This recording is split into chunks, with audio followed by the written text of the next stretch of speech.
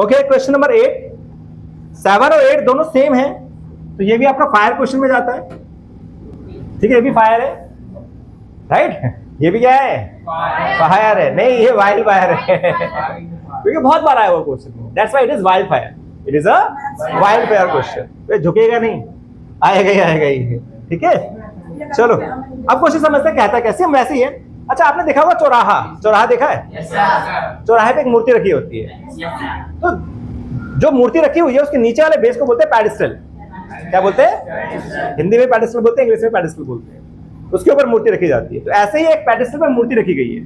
तो ये जमीन है, ये पैडिस्टल है, यहाँ पे एक स्टैचू रखा गया है। वो किसी का भी हो सकता है, किसी का भी स्टैचू हो सकता है। ठीक है, तो यहाँ पे किसी का स्टैचू रखा गया है। तो आ स्टैचू 1.6 मीटर टॉल, इसकी हाइट दे रखी है 1.6 मीटर। यहाँ स्टैचू की हाइट दे रखी है, पिछले वाले में बिल्डिंग की हाइट थी, तो बस थोड़ा सा उल्टा कर दिया है। वहां पे ये निकालना था, ये गिवन है, यहाँ पे ये गिवन है, ये निकालना, पढ़ते हुए समझ आ जाएगा। एक 1.6 मीटर टॉल बिल्डिंग है और एक पैडिस्टल पे रखी गई है। ग्राउंड पे एक पॉइंट है, यहां से हम लोग देख रहे हैं स्टैचू को। इसको देख रहे हैं स्टैचू को। तो स्टैचू का जो टॉप है उसका एंगल ऑफ एलिवेशन, यानी नीचे से इसका एंगल ऑफ एलिवेशन 60 डिग्री जा रहा है। कितना जा रहा है? 60 डिग्री जा रहा है। फिर इसी सेम पॉइंट से टॉप, जो पैडिस्टल का टॉप है, पैडिस्टल का टॉप ये रहा, इसके टॉप का एंगल ऑफ एलिवेशन जा रहा है 45 डिग्री। ये मेजरमेंट पिछले क्वेश्चन में भी थे, इसमें भी यही है ना? और हमें निकालना है हाइट ऑफ पैडिस्टल। सेम क्वेश्चन है भैया, सेम है।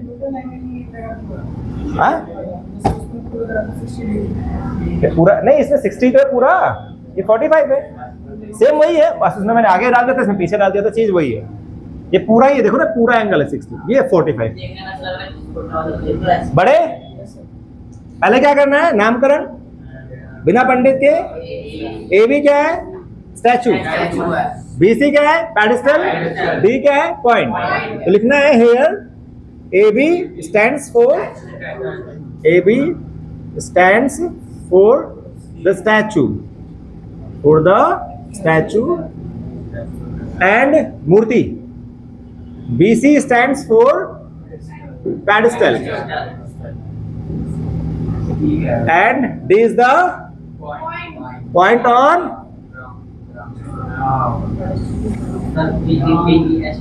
PED pad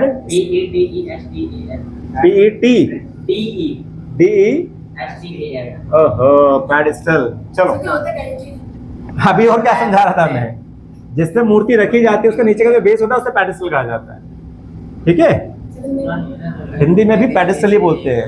नींद में मत रहो यार, अभी स्टार्टिंग करने से पहले मैंने समझाया कि पैडिस्टल क्या होता है। तो नींद में रहो तो कहां से सुनोगे ना? D is the point on the ground, D is the point on the ground। ठीक है भाई, नींद में नहीं रहना भाई, जगे रहना है। ठीक है, अभी सुबह का समय है, सो रहे हो यार। अभी समझाया पैडिस्टल क्या होता है, स्टैचू क्या होता है, फिर बच्चा भूल गया सर पैडिस्टल क्या होता है। थोड़ा जगह रहो, समझ आएगा। दिल्ली में नाम नहीं सुना? बहुत सारी चीजें अभी सुनी नहीं है, उम्र इतनी बीती नहीं है, धीरे धीरे सीखोगे ना। सेम 7 क्वेश्चन है, सेम 7 क्वेश्चन। ठीक है, आप करना क्या है इसमें? करना क्या है? या तो DYS लिख दूं, डू योर सेल्फ, लेकिन चलो बहुत सारे इंटेलिजेंट बच्चे मैं कर देता हूँ, इससे आप लोगों के लिए कर देता हूँ। तो आप स्टार्ट करेंगे सेम, मेजरमेंट लिख देते हैं। AB क्या है? 1.6 मीटर। BC कितना है? H metre. CD कितना है? X metre. एंगल बता देंगे। BDC कितना है? BDC 45 और ADC। आप ट्रायंगल लेके चलते हैं, 2 ट्रायंगल 90 वाले दिख रहे होंगे, एक छोटा और एक बड़ा। In triangle BCD, in triangle angle C कितना है? ठीक है, अब करते हैं स्टार्ट। ये 45 है, ये P और ये B। BC अपॉन में CD equal to tan 45। BC कितना है? H। CD कितना है? X 1। तो जाएगा अपॉन में 1 करके cross H equal to X। अभी एक पॉइंट निकला है, आंसर नहीं आया, H निकालना था हमें। आते दूसरा ट्रायंगल पे, in triangle ACD angle C 90 degree. अब ये 60 डिग्री है, बड़ा वाला 60 है, इसके सामने ये बेस है AC अपॉन में CD 10 60, AC कितना है 1.6 plus H 1.6 plus H, CD कितना है X, ये हो जाएगा √3 क्रॉस मल्टीप्लाई, कैलकुलेशन ध्यान से करनी, कैलकुलेशन ध्यान से करनी। x और h बराबर है, हमें नीड किसकी थी h की, तो x को हटा दो, x ये पे क्या आ जाएगा h आ जाएगा, ये बराबर है ना, x हट जाएगा। अब सवाल ये उठता है, बच्चे पूछते सर यहाँ पे x डाल दो ना, डाल सकते, कोई इश्यू थोड़ी ना है, लेकिन काम बढ़ाना क्यों हुआ, काम बढ़ाना क्यों हुआ, हमें चाहिए क्या h, तो h रखो भाई, काम खत्म, एक ही बार में आंसर आ जाएगा, वरना पहले x निकालोगे फिर x को बराबर करोगे, बात वही आएगी x और h बराबर है, तो सीधा h रख के आंसर निकाल दो। प्लस h क्या होगा,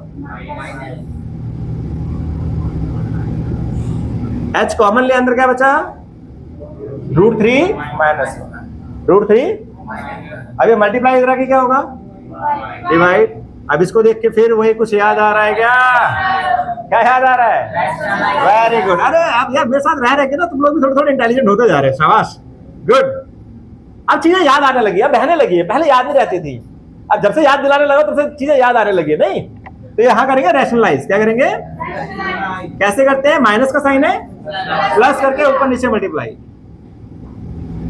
तो आ जाएगा ये 1.6 √3 प्लस 1, इसको ऐसे लिखना है, मल्टीप्लाई नहीं होगा क्योंकि 1.6 अलग है, √3 प्लस 1 अलग है, हो सकता है 1.6 का 1 से, लेकिन हम मल्टीप्लाई नहीं कर रहे, ब्रैकेट में लिख रहे हैं, नीचे पता है हम लोग को फॉर्मूला लगता है a² माइनस b², तो आ जाएगा 1.6 √3 प्लस 1, आ जाएगा 3 माइनस 1, 1.6 √3 प्लस 1 अपॉन में 2, कैंसिल कर देंगे 0.8 √3 प्लस 1, तो that is your answer which you need, right, good, चलिए नोट इट डाउन।